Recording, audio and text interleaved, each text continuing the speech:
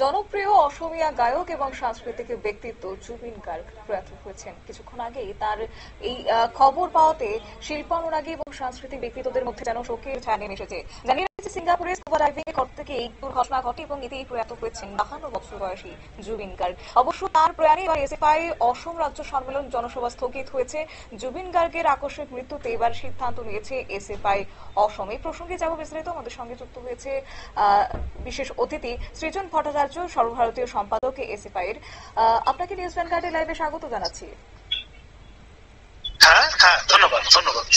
SFI এর অসমের রাজ্য সম্মেলন জনসভা আজকে স্থগিত রেখেছেন আপনারা, বিষয়টা নিয়ে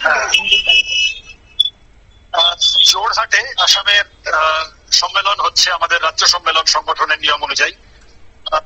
সর্বভারতীয় সভাপতি আদর্শ আছে, আমি আছি, আমাদের অন্যান্য নেতৃত্বরা আছে। মিছিল চলছিল এবং খুবই বড় মিছিল ছাত্রদের চলাকালীন এই খবর আসে এবং আমরা ইমিডিয়েটলি ডিসিশন নিয়ে জনসভা যা পাবলিক মিটিং ছিল সেটা তো স্থগিত করি মোটেই, জুবিন গার্গের স্মৃতির প্রতি শ্রদ্ধা জানিয়ে যে সামান্য অনুষ্ঠান হয় তরফ থেকে। এবং তবে যেহেতু উনি অসমীয়া গায়ক ছিলেন, তো সেক্ষেত্রে ওনার প্রতি শ্রদ্ধা জানাতে এসএফআই এর পক্ষ থেকে কি করা হয়েছে?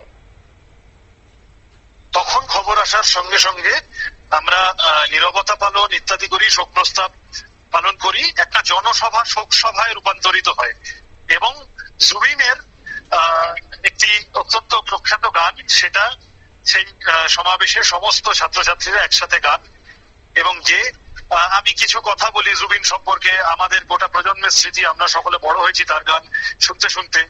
এবং তিনি কেবলমাত্র উত্তর পূর্ব ভারত বা আসামেরই নন, তিনি গোটা জনপ্রিয়তম কণ্ঠশিল্পীদের একজন ছিলেন, অসাধারণ গায়ক, যিনি সমাজের বিভিন্ন বিষয় নিয়ে কথাবার্তা বলতেন, বিভিন্ন সময় প্রতিষ্ঠান বিরোধী বিভিন্ন কথা বলেছেন।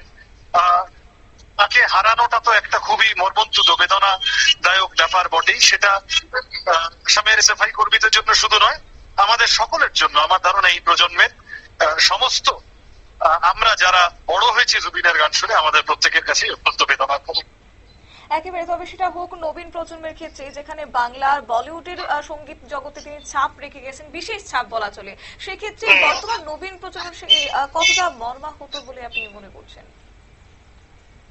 আমি ওটাই বললাম তো, যে আমরা প্রত্যেকে জুবিন গার্গের গানের সাথে বড় হয়েছি। আমি পশ্চিমবঙ্গের ছেলে, বাংলা ভাষায় তার বেশ কিছু অত্যন্ত জনপ্রিয় গান আছে, হিন্দি ভাষায় তো আছে বটেই, অসমীয়া তার নিজের ভাষা, অন্যান্য অসংখ্য ভাষায়। এই যে একটা গান বা একজন গায়ক জনপ্রিয় হন কখন? যখন তার গান অসংখ্য মানুষের হৃদয়ে ছুঁতে পারে, যখন অসংখ্য মানুষ রিলেট করতে পারে।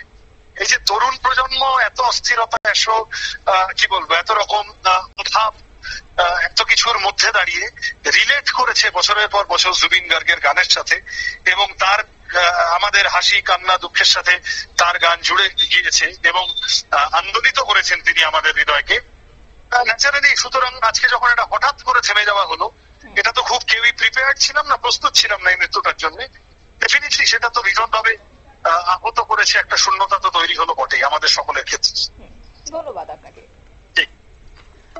আপনারা শুনলেন এসএফআই সর্বভারতীয় সম্পাদক সৃজন ভট্টাচার্যের বক্তব্য। অর্থাৎ জুবিন গার্গ, যিনি নর্থ ইস্ট ফেস্টিভ্যালে অংশ নিতে গিয়ে সিঙ্গাপুরে এসেছিলেন, যেখানে আছি তার পারফর্ম করার কথা ছিল, কিন্তু মঞ্চে তার হয়ে ওঠা হয়নি এবং সেক্ষেত্রে 52 বছর বয়সে দুর্ঘটনার কবলে পড়ে তার মৃত্যু হয়েছে।